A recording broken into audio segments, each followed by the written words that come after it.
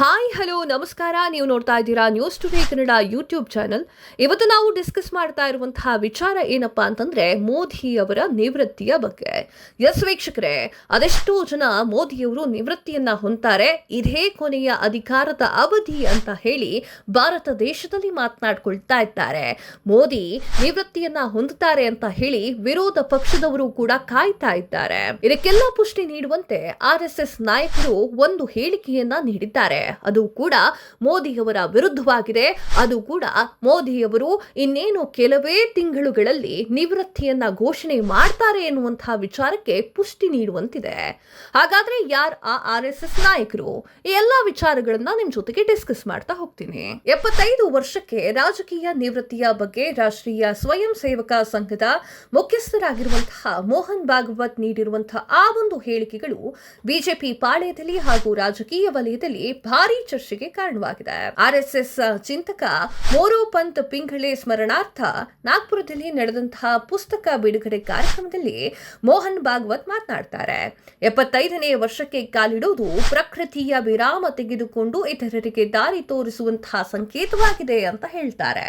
75 ವರ್ಷದ ನಂತರ ಶಾಲನ್ನ ಹೊದಿಸಿ ಸನ್ಮಾನ ಮಾಡೋದು ಸಮಾಜವು ನಿವೃತ್ತಿ ಹೊಂದಲು ಮತ್ತು ಮುಂದಿನ ಪೀಳಿಗೆಗೆ ಅವಕಾಶವನ್ನ ಕಲ್ಪಿಸಿಕೊಡಲು ಸಜ್ಜಾಗುವ ಸಮಯ ಅಂತ ಹೇಳಿ ಇನ್ನೊಮ್ಮೆ ಮೋರೋಪಂತ್ ಪಿಂಗಳೆಯವರು ತಮಾಷೆ ಮಾಡಿದ್ದನ್ನ ಭಾಗವತ್ ನೆನಪಿಸಿಕೊಂಡಿದ್ದಾರೆ. RSS ಮುಖ್ಯಸ್ಥ ಮೋಹನ್ ಭಾಗವತ್ ನೀಡಿರುವಂತಹ 75 ವರ್ಷದ ಹೇಳಿಕೆ ಪ್ರಧಾನಿ ಮೋದಿ ಅವರನ್ನ ಟಾರ್ಗೆಟ್ ಮಾಡಿದೆ ಅಂತ ಹೇಳಿ ಈಗ ಚರ್ಚೆ ಮಾಡಲಾಗ್ತಾ ಇದೆ. ಯಾಕಂದ್ರೆ ಇದೇ ಸೆಪ್ಟೆಂಬರ್ 17ರಂದು ಪ್ರಧಾನಿ ನರೇಂದ್ರ ಮೋದಿ ಅವರಿಗೆ 75ನೇ ವರ್ಷ ಬರುತ್ತೆ. ಹಾಗೆ ನೋಡಿದ್ರೆ ಬಿಜೆಪಿಯಲ್ಲಿ ಒಂದು ಅಲಿಖಿತ ನಿಯಮವಿದೆ. ಅದೇನಂದ್ರೆ 75 ವರ್ಷ ತುಂಬಿದ ಬಳಿಕ ಉನ್ನತ ಹುದ್ದೆಯನ್ನ ಹೊಂದುವಂತಿಲ್ಲ ಅಂತ. ಆದ್ರೆ ಈ ಒಂದು ನಿಯಮ ಕಡ್ಡಾಯವೇನಲ್ಲ. ಈಗಾಗಲೇ ಹಲವು ನಾಯಕರ ವಿಚಾರದಲ್ಲಿ ಈ ಒಂದು ನಿಯಮದಲ್ಲಿ ರಾಜಿ ಮಾಡಿಕೊಳ್ಳಲಾಗಿದೆ. ಯಾವ ನಾಯಕರು ಕರ್ನಾಟಕದಲ್ಲೇ 75 ವರ್ಷದ ಬಳಿಕವೂ ಕೂಡ ಯಡಿಯೂರಪ್ಪ ಅವರು ಸಿಎಂ ಹುದ್ದೆಯಲ್ಲಿ ಇದ್ರು. ಸದ್ಯ ಪ್ರಧಾನಿ ಮೋದಿಯವರ ವರ್ಚಸ್ಸು ಜನಬೆಂಬಲ ನೋಡಿದ್ರೆ ಅವರು ರಾಜಕೀಯದಿಂದ ನಿವೃತ್ತಿ ಹೊಂದುವ ಯಾವುದೇ ಲಕ್ಷಣವಿಲ್ಲ ಅಂತ ಕಾಣಿಸ್ತಾ ಇದೆ. 2029ರ ಲೋಕಸಭಾ ಚುನಾವಣೆಯನ್ನು ಕೂಡ ಬಿಜೆಪಿ ನರೇಂದ್ರ ಮೋದಿ ನೇತೃತ್ವದಲ್ಲೇ ಎದುರಿಸುವ ಸಾಧ್ಯತೆಗಳು ಕೂಡ ದಿಟ್ಟವಾಗಿ ಕಾಣ್ತಾ ಇದೆ. ಆದ್ರೆ ಭಾಗವತ್ ಹೇಳಿರುವಂತಹ ಒಂದು ಹೇಳಿಕೆ ಕುತೂಹಲವನ್ನ ಹುಟ್ಟುಹಾಕಿದೆ ಸ್ನೇಹಿತರೆ. ಮೋದಿ ಅವರನ್ನ ತೆರೆಮರೆಗೆ ಸರಿಸಲು RSS ವೇದಿಕೆ ಸಜ್ಜಾಗ್ತಾ ಇದೆಯಾ ಎನ್ನುವಂತಹ ಪ್ರಶ್ನೆ ಹುಟ್ಟಾಕೊಂಡಿದೆ. ಒಂದು ವೇಳೆ ಮೋದಿ ನಿವೃತ್ತಿಯಾದ್ರೆ ಬಿಜೆಪಿ ಶಿಪ್ಗೆ ಮುಂದಿನ ಕ್ಯಾಪ್ಟನ್ ಯಾರು ಅಂತ ನೋಡೋದಾದ್ರೆ ಪ್ರಮುಖವಾಗಿ ಕಾಣುವಂತಹ ಹೆಸರುಗಳು ಯಾವುದು ಅಂದ್ರೆ, ಒಂದು ಕೇಂದ್ರ ಗೃಹ ಸಚಿವ ಅಮಿತ್ ಶಾ, ಮತ್ತೊಂದು ಕೇಂದ್ರ ಸಾರಿಗೆ ಸಚಿವ ನಿತಿನ್ ಗಡ್ಕರಿ.